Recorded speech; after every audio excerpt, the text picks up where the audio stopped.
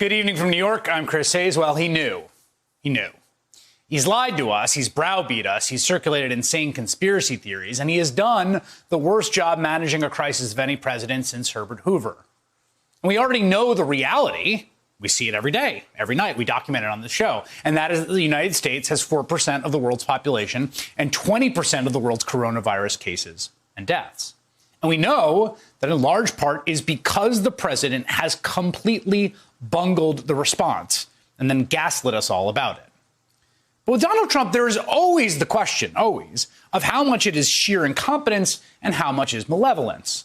It's always a mixture of the two, but the most charitable reading of the president's actions during this pandemic, this catastrophe, as we race towards 200,000 deaths, is that Donald Trump is just in over his head in a fundamental way because of his psychological makeup, his narcissism, his short attention span. He is just constitutionally incapable, literally can't do the job that we need him to do. It's like former First Lady Michelle Obama said last month in her speech at the Democratic Convention. He simply cannot be who we need him to be. It is what it is. And honestly, that has been a large part of the way I thought about it all. Not all of it, but a big part of how I interpreted these actions as I have watched all this unfold. But tonight, we have evidence that it is even worse, much, much worse than incompetence. We have proof, bedrock proof that he knew. We have tapes of him confirming our worst suspicions about Donald Trump and his handling of the coronavirus pandemic. He knew what he was doing. He knew how bad the virus was. He understood it amazingly. And then he lied and he covered it up and he made it all worse.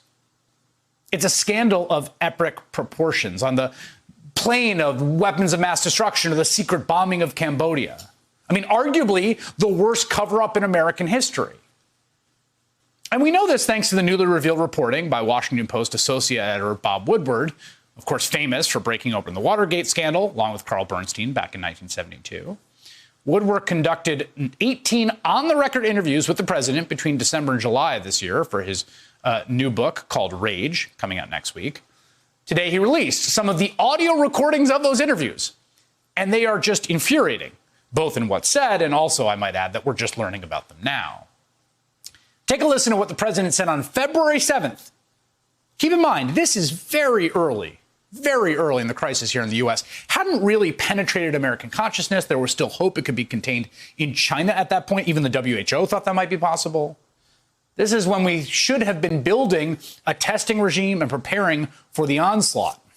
This is more than 2 weeks before Dr. Nancy Messonnier at the CDC famously warned us all to prepare our lives to be disrupted. Remember, she talked about remote schooling, and we all went, what?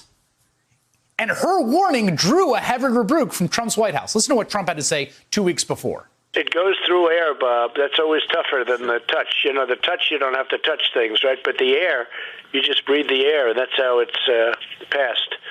And so that's a very tricky one. That's a very delicate one. It's also more deadly than your strenuous flus. This is more deadly. This is 5 per...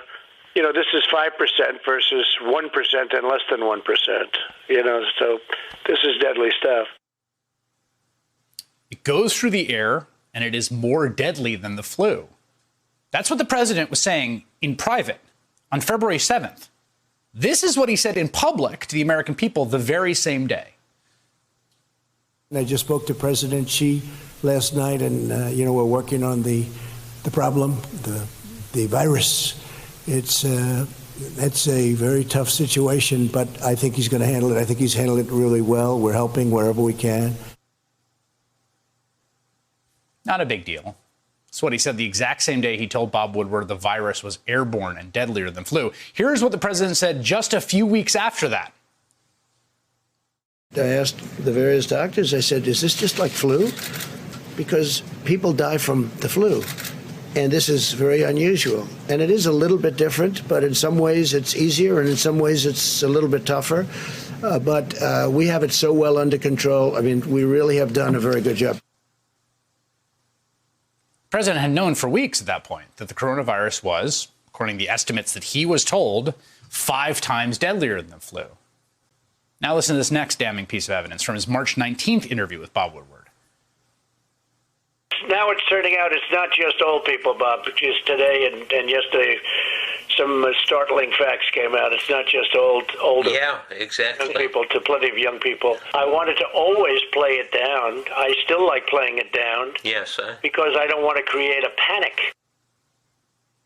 Oh, Donald Trump never wants to create a panic about the Antifa super soldiers and MS-13 coming to your door to kill you. No, of course, he likes to calm people down. No, he knows it's not just old people. That's March 19th. It's young people, too. And he tells Bob Woodward that he likes to play it down. He'd spent months since telling us all, including the last few weeks, that young people don't have anything to worry about. Remember, March 19th, it's young people, too.